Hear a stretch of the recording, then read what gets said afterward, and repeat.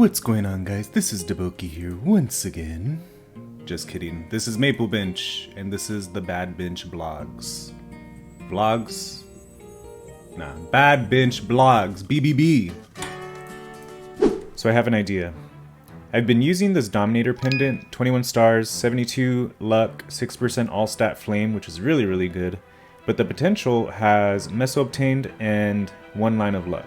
Has a line of decks in there, which is like not bad, but it's not the greatest. The goal I have today is to turn this into 3 lines. So 3 line stat, so that way I get more stat when I boss. I think that'll be actually very helpful. But I need to replace this with something with Meso, right? So I have this reinforced earring. That's 17 stars, but I lose out on 3.2 mil range.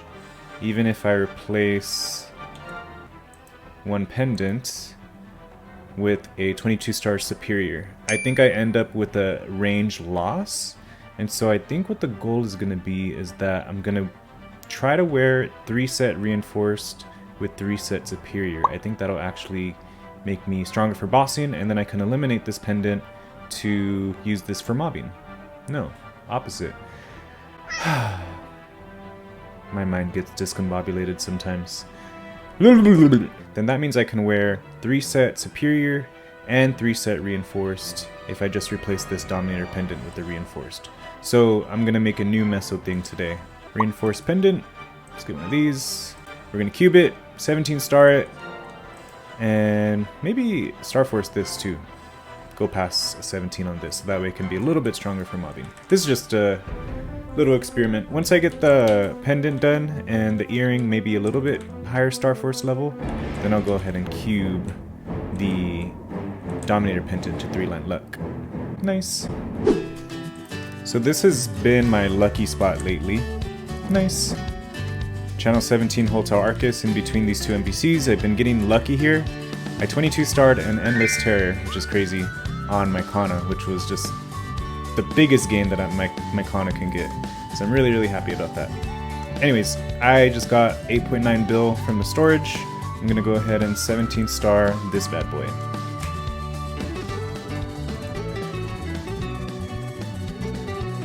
And yes, I star catch for all you haters out there.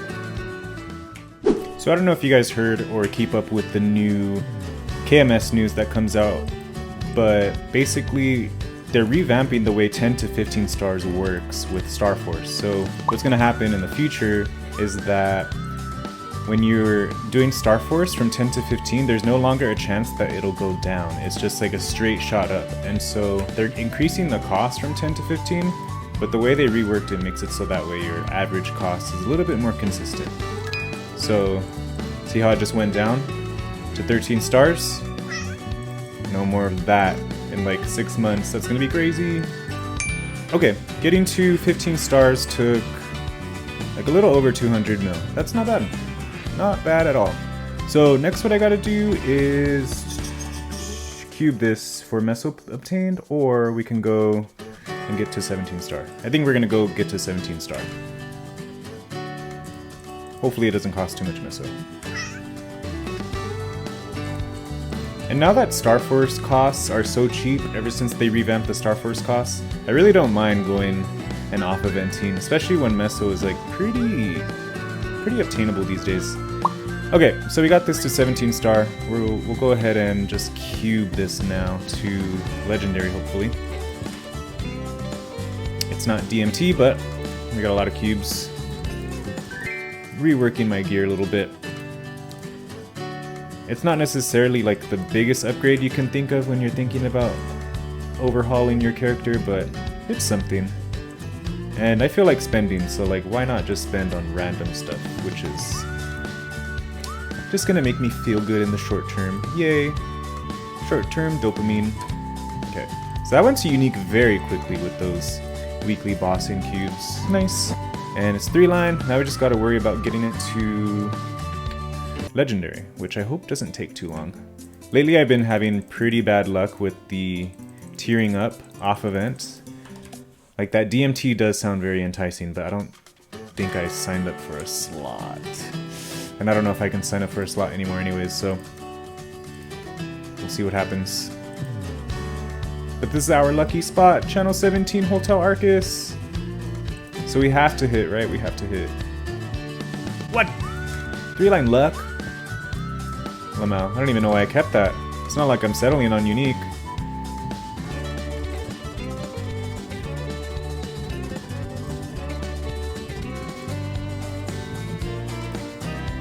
Yay!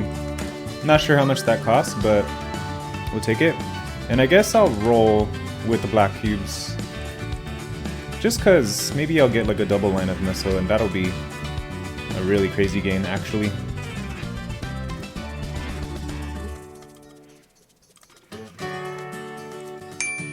Meso, ooh, but no line of luck or anything. I'll worry about it later. We'll re-roll that later. Okay, so let's see. When I train, I'll be wearing this now. 3-set reinforced, 3-set superior. The 3-set for Gollux gives you like an attack bonus and stat, which is awesome, so that actually gives you a lot more range when you're farming. But I think I can still optimize a little bit better, so let's do a comparison. 39 mil range clean, 40.1k stat when I'm in this setup, but when I'm in my usual setup, let's see how that goes. 41 mil range. Okay, so I think the next step is to attempt to Star Force this to a higher level and maybe recube this for like a line of Meso and stat. So let's hope this goes well. This I don't mind doing just because reinforced earrings come pretty often, you know? So I can get spares very easily, and I do want to spend on Star Force. I don't know why. I'm just feeling the off event itch. So why not just tap random things that really don't need tapping? I don't know. Just having fun. So I just also want to be prepared for when Odium comes out. Like I know I'm not going to be able to train at Odium right away because my sacred power is like not the greatest. I'm at 120 sac on this character at the moment, and so that's not going to get me anywhere in Odium actually. But if I can just prepare now to have stronger farming gear, I think that'll be better for the long run. Because I do train in Hotel Arcs right now pretty comfortably. Like I'm one-shotting, my rates are good, I'm getting like 18k kill rates at the moment. But that's in the beginning areas of Hotel Arcus. And there we go. Boom. Alright, back at 15. Let's go! Alright, we'll just keep this at 17 for now, and we'll worry about potentials now. So, let me go ahead and buy some more black cubes. I think I'm going to roll black cubes for the Meso piece, because potentially maybe we'll get a double line, or we'll get Meso and stat. So, let's just keep rolling this. Whoa, triple prime, let's go.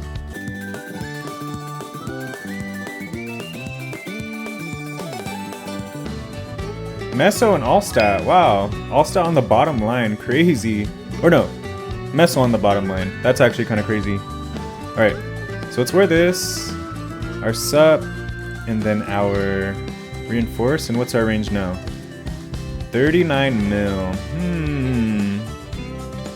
I think that's still fine. Like obviously if I Star Force these higher, it'll be good. But 2 mil range difference?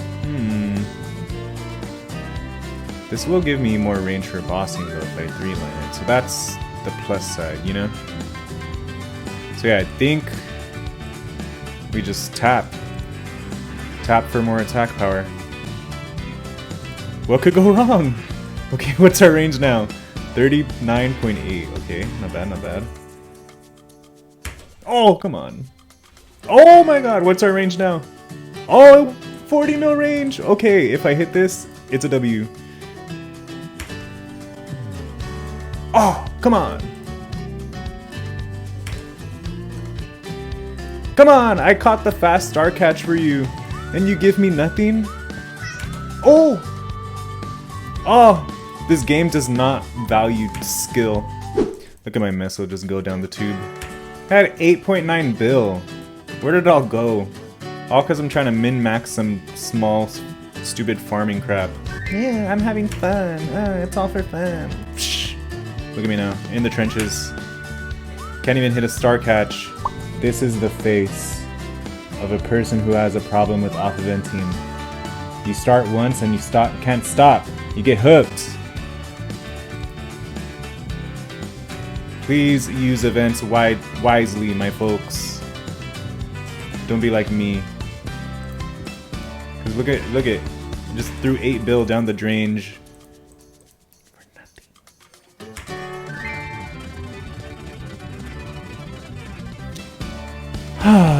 Tragic, just tragic. So this is the range and stat 39.2, 41.2. So that's like a 2 mil range decrease if I wear the reinforced set.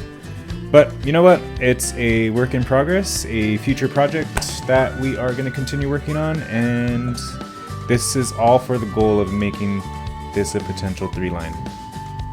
So that way I can wear this for bossing. Because this is a nice pendant. Like, look at this pendant. Look at this flame. Like, this is actually a really good item. Like, imagine if I 22 starred this and, like, 3-lined it. It'll look beautiful. But it's eventually going to get replaced by a source of suffering. Haha. Don't I look so hot? It's like I'm Gomez from the Addams Family, if you know what I mean. They should have hired me for the new Wednesday series, man. So something that I've been doing lately, just to get in the habit of grinding a little bit, is I'll accept my dailies, but as I'm accepting my dailies, I'm gonna pop coupons. So usually I just do 30 minutes if I don't have a lot of time. I'll just pop a 30-minute coupon, blah blah blah, and then whether I finish the rest of the WAP, that just depends on how I'm feeling for the day, how much time I have, but that's basically what I've been doing. Just trying to get into that little habit of just consistently grinding. And it also just gets me motivated to start grinding because I'm doing my dailies anyways for Cernium, and you actually get a lot of EXP by doing this. So I haven't really been doing Monster Park Extreme ever since they released that, but at least I'm grinding every day, making a little bit of Nestle on the side too. Anyways, I'm recording again. I didn't feel like recording anything in the past few months as regards to my gameplay, just because I felt like I'm not really doing anything special. You know, the progression series where I did the Night Lord, which, yeah, spoiler alert, if you haven't finished the progression series, I job switched to Night Lord. So ever since I accomplished that, I haven't been really feeling like recording, but a lot of you have been coming to the Twitch stream lately. I've been streaming on Twitch a little bit more lately, and a lot of you have been coming in and saying, hey, I really enjoy the progression series, and that makes me feel good. And I kind of realized, because someone said in the chat that they just were listening to it doing work, kind of have it on the side, and so that made me realize it's not necessarily what I'm doing that you guys particularly enjoy. You kind of just want that background noise, that podcast type of feel, and so I'm just gonna start recording again. See what happens. Maybe a new series will bloom out of this, but I'm just gonna make this a little vloggy style Maple Story experience, just showing you what I'm doing on a day-to-day basis. So this is my rotation for Fire Spirits. I don't know if I'll release like a separate video about this rotation, but you don't really need Meso Explosion here. Like, I'm pretty much killing everything with Cruel Stab, and if like a mob is in the corner, all the residual Meso Explosions will go and kill it. And even though the Meso Explosion is not one-shotting, because it's like the Meso Explosion only has to focus on one mob, it's gonna die with all those Meso Explosion projectiles coming at it. So even with like a weak Meso Explosion, you can clear this map. So this is where I trained from 260 to 265. When I got to 260, I immediately just skipped Limina. I was like, I don't really care about the familiars too much. I have like a decent familiar set that I settled with on the grind to 260, because I did all my grinding pretty much in like Shadow Dance Hall 2. I have a video for that rotation, and I did Labyrinth of Suffering on my Shadower. No video for lab, but maybe in the future we can make a video for some lab maps. Anyways, I was like, you know what, I have large item drop rate, I have healing familiars, I have settleable boss familiars, I have 220 boss familiars, and one is 30% IED, and I was like, I can settle with that. So I just immediately came to Cernium and I was grinding at Fire Spirits, and it was this map in particular. It's a bit of a finicky map because that top platform is just so high. You have to cruel stab like right on the top of your flash jump. Like right on top if you want to get those mobs. So it's kind of a finicky map, but it's a pretty easy rotation once you get the hang of it. You're just using cruel stab, even if you don't have Meso Explosion that strong, it really doesn't matter. That's what I love about totemless grinding, is that you can be weaker at the end of the day and still clear maps efficiently. So I'm gonna do my next daily. Ooh, this music is harsh. Very, very harsh. Anyways, whatever. What are your guys' favorite BGMs? Favorite BGMs for me are Aquarium. I don't know why. Aquarium just sounds so bouncy. And I don't know what bouncy means, but I'm just gonna say it sounds bouncy. I like Aquarium. That's my all-time favorite MapleStory BGM. It used to be Areve. I really like the Areve BGM with the harps. I think that sounds really beautiful. But now the Areve is my number 2. And then my number 3 BGM is Nautilus Harbor. Nautilus Harbor is awesome. It's so funky, man, and I'm a funkhead. I really like funky music, so that's the next BGM that I'm really enjoying. So this is my rotation for, what map is this? Western Ramparts 4. This map, in my particular rotation that I'm doing right here, you kind of need Meso Explosion a little bit. Like obviously my Meso Explosion projectiles aren't one-shotting, but since there's so few mobs on the top that it has to take care of, like generally I get a full clear. This map is very high, so sometimes the Meso Explosions won't particularly get everything, but it's a really, really lazy rotation.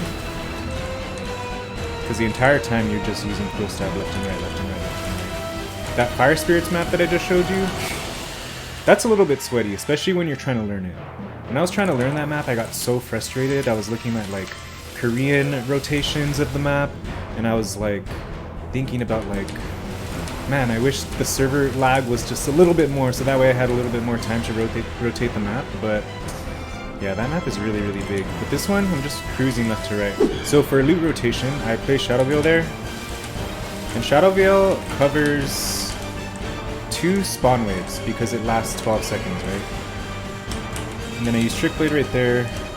And then for my loot rotation, I'm like really, really abusing Shadow Assault to make sure I clear mobs on the way and to get to different parts of the map to loot faster. Kind of need a vac pet for that rotation, but no vac pet, you can still make this work. What I would do if you didn't have a vac pet is, see how I'm waiting for the mob spawn time? I would just clear up right here, loot that little platform while I'm like in between mob spawn waves, and that usually does the trick. So right here, I have some downtime, loot that.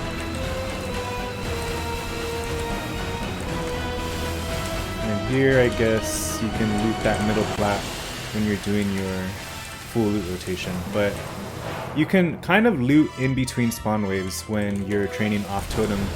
Well, all training nowadays is off totem, but it's just so crazy that there's like no more totems like at all in the game. Hey. But that's what I like about no totem grinding, is that it's a little bit more slow paced, and you can like do things in between spawn waves, like buff up, grab a rune, loot different platforms, so you don't need to loot the map all in one sweep. A lot of you have been asking to do no vac pet rotations for maps, which I feel bad for the people who don't have vac pets, because oh my god, it's just like it's a game-changing experience, but like in the slightest way, dude. Like the game was bearable before, like farming and looting meso manually, but having a vac pet just like is the best quality of life I could have ever asked for in the game. Not to make, oh my god, not to make you guys more jealous for not having vac pets, but I have to admit, it is pretty game-changing. I would say if you're farming in Limina, Lab, or any maps below those levels, no vac pet is fine, especially because in those maps you're more likely to one-shot with Meso Explosion, and so you can be like really far away and looting the map on different sides, and you can still clear mobs really, really fast because Meso Explosion is just like gonna travel that distance and clear the map, you know? So it's pretty awesome. But when you get to Cernium, you kind of don't have that luxury, and that's why in Cernium and Hotel Arcs and beyond, Dakka is just OP. So yeah, last daily of the day, and this is going to be the map that I stay on for training. So I start with the lowest level ones first because those give the least EXP, but I still pop all the coupons though, like, it doesn't really matter. Like, yeah, I'm getting level reduction, but EXP is EXP. So I start off with Fire Spirits because that's the one that is the lowest level, and then I move my way to Hotel Arcs because this is just where I'm going to be chilling, so I can just be here on cruise control for the rest of the WAP if I'm going to farm the rest of the WAP. I mean, I am going to do all of these coupons. I don't just stop the dailies, like, once I'm done and, like, stop training. I don't do that. I continue on with the coupons, and so that's why I was saying, like, this does really motivate me to just keep grinding, you know? So this is the rotation for Hotel Arcs. I don't know if I'll do a separate video, just because I'm showing you guys here what I'm doing. If you guys need further explanation, feel free to, like, ask in the comments, join the Twitch stream, and if there's, like, a lot of confusion, then maybe we can make a separate video on it, but it's pretty simple. I think the thing you need to really understand when you're first training as a Shadower is, like, your timing of the mob spawn waves, and what skill you're integrating in that mob spawn wave, right? So Shadower has one skill that you can use every mob spawn wave, so I kind of rotate right here, Shadow Assault, and then for the next spawn wave I use Trick Blade, and then everything else is just Cruel Stab, Meso Explosion, and then your summons. So that pretty much takes care of all of the mobs for pretty much any map. You can use that same rotation of skills in any map that you farm, and so that's just the general guidelines of how to farm as a Shadower. But as you can see, I did that for Fire Spirits as well, but I didn't do that for the Cernium. What is that? Flora Magicians. Flora Magicians. I didn't use that particular rotation with the skills for the Flora Magicians, but because the summons just take care of everything on top, and then coupled with your Meso Explosion, like, you don't really need to rotate your skills. But for this map and, like, really, really large maps, you kind of want to keep that in mind. So one spawn wave, you're using Trick Blade, next spawn wave, Shadow Assault. I like that flow. Feels nice. But yeah, when you had totems, you would just run out of Shadow Assault stacks, and you wouldn't have Trick Blade up that often, so you really had to rely on Meso Explosion a lot. But now without totems, you can clear everything without Meso Explosion, which is pretty awesome. So for loots, I come up here with a Shadow Assault stack while Shadow Veil is taking care of the right, and then I replace my summons. I do the what's that skill called? Urda Fountain on the left side, just because that skill clears a little bit better than Dark Flare. But I used to place Dark Flare on the left side, but I was having a lot of issues where I would come to the right side of the map, and this map is so big that by the time you're at the right side, your summon kind of despawns, and so Dark Flare wasn't getting, like, ample opportunity to kill all the mobs just because it would be despawned if I was too far from it. So placing it in the middle now, Dark Flare makes it so that way, like, Dark Flare is just always on, it never despawns. Urda Fountain is going to despawn on the left, but Urda Fountain is pretty good at one-shotting because I have it max level, and I'm proccing it enough times to where even if it doesn't one-shot, it'll still clear all the mobs on the left side by the time I make it to the right side and it despawns. So those are just kind of the things that I kind of think about when I'm farming, because I like to sweat the rates. So in this map, I'm making like 18k kill rate.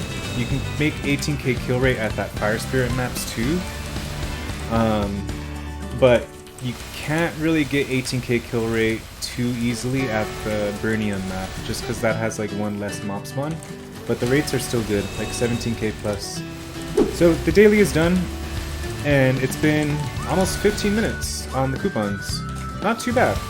So you can even pop a 15-minute coupon and do these dailies and then just finish, but I'm gonna finish these coupons if I'm feeling a little bit extra spunky, I'll do the rest of the WAP, but we'll just see how I'm feeling. Like, that's my daily routine. So we're starting the day off on the Mercedes. It is 11 in the morning. I just came back from getting coffee. You guys ever been to Phil's Coffee? They have a lot of these in the Bay Area. I think they have a few in LA, I'm not sure. But Phil's Coffee, excellent. Nice. I got a mint mojito, which is really, really bomb. It's ice, so there's like mint in there, there's like sugar, oat milk, it's bomb. A little overpriced, but it's bomb. Anyways, I'm on the Mercedes to start the morning off, and I just wanted to show you guys a little preview of what's to come with my Hyperburning character.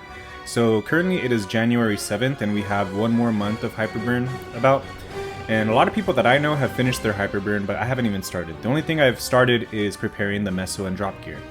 So on the stream the other day, twitch.tv/MapleBinch, we got 5 pieces of accessories with Meso gear, or Meso obtained, and then the rest of the accessories, the 4 remaining pieces, have drop rate on them. So it's time to start training this character, actually. So now that I have my full Meso gear for training, and I also have the Meso inner ability that I rolled using circulators, I think I'm pretty prepared to train this character. So right now, this character is sitting at 8.3k stat. It's not the greatest.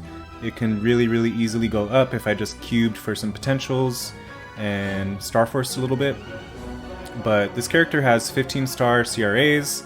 I 15-starred these CRAs when I was getting it to level 210, because this character was just so weak that I just wanted extra Starforce, and so that's why I have 15-star CRAs.